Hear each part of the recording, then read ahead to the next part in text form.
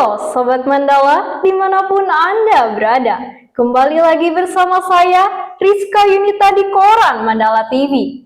Hari ini kami sudah merangkum berbagai kabar terkini dari berita nasional, berita viral, hiburan, hingga berita perkembangan menarik lainnya.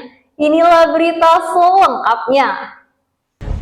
Satuan Polisi Pamong Praja atau Satpol PP Jakarta berhasil mengamankan 5 orang pria yang tengah asyik memburu ikan sapu-sapu di bantaran Sungai Ciliwung.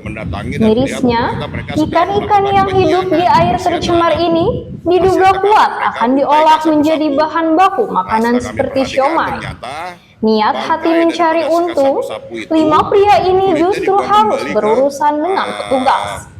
Saat tengah sibuk membersihkan hasil tangkapan di tepian Kali Ciliwung, rombongan Satpol PP Kecamatan Sawah Besar tiba-tiba datang, melampungi lokasi bukan tanpa alasan. Aksi pemburuan ini dinilai berbahaya, meski Pemprov Jakarta memang tengah mengalahkan pembasmian ikan sapu-sapu karena sifatnya yang invasif dan merusak ekosistem. Namun, pengambilan daging dan telur ikan tersebut untuk dikonsumsi sangat dilarang keras. Dari para pelaku, petugas menyita sekitar 100 kg daging dan 25 kg telur ikan sapu-sapu yang siap dijual. Salah satu pemburu bernama Sandi mengaku, ia hanya ikut-ikutan temannya yang rencananya hasil tangkapan tersebut akan disetorkan ke pengepul di daerah Cikarang. Perlu diketahui, ikan sapu-sapu yang hidup di sungai tercemar seperti Ciliwung ini mengandung polutan tinggi, mulai dari logam berat, merkuri, hingga bakteri, yang sangat berbahaya bagi kesehatan manusia jika dikonsumsi. Guna menghindari penyalahgunaan, seluruh barang bukti berupa daging dan telur ikan tersebut langsung dikubur oleh petugas. Sementara, kelima pria tersebut diberikan teguran keras dan diminta untuk tidak mengulangi perbuatannya.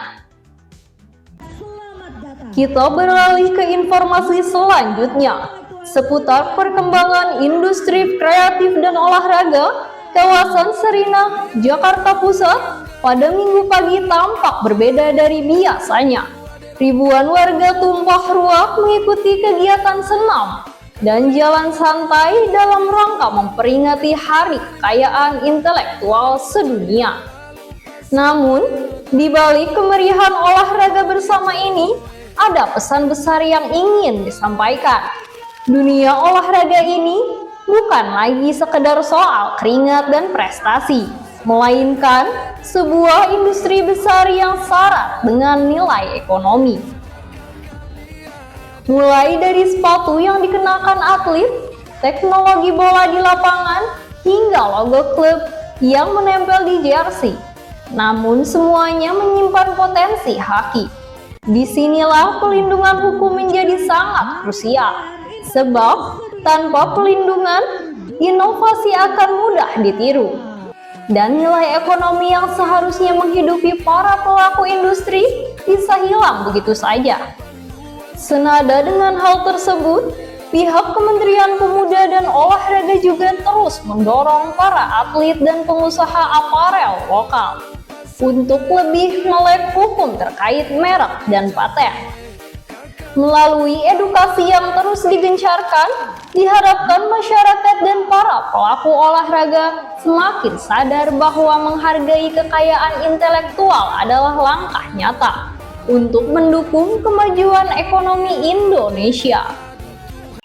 Malam puncak yang mempertemukan talenta-talenta terbaik dari seluruh penjuru negeri ini akhirnya melahirkan pemenang baru yang akan mengemban tugas sebagai representasi wanita Indonesia di kancah dunia.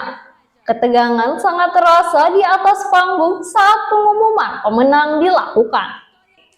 Finalis asal Banten, Agnes Aditya, akhirnya dinobatkan sebagai pemenang Putri Indonesia 2026. Pada babak final, Agnes harus bersaing ketat dengan Victoria, finalis kuat asal Bali. Namun, Performa Agnes yang memukau dan jawaban yang lugas berhasil mencuri hati para juri. Kemenangan ini disambut oleh Agnes dan para pendukungnya. Sebagai Putri Indonesia terpilih, ia diharapkan dapat melanjutkan peran mulai dari mempromosikan kekayaan budaya dan isu-isu sosial Indonesia ke tingkat internasional. Demikian rangkaian informasi yang dapat kami sampaikan hari ini. Terima kasih atas perhatian Anda. Saya, Rizka Yunita, pamit undur diri. Sampai jumpa di berita berikutnya.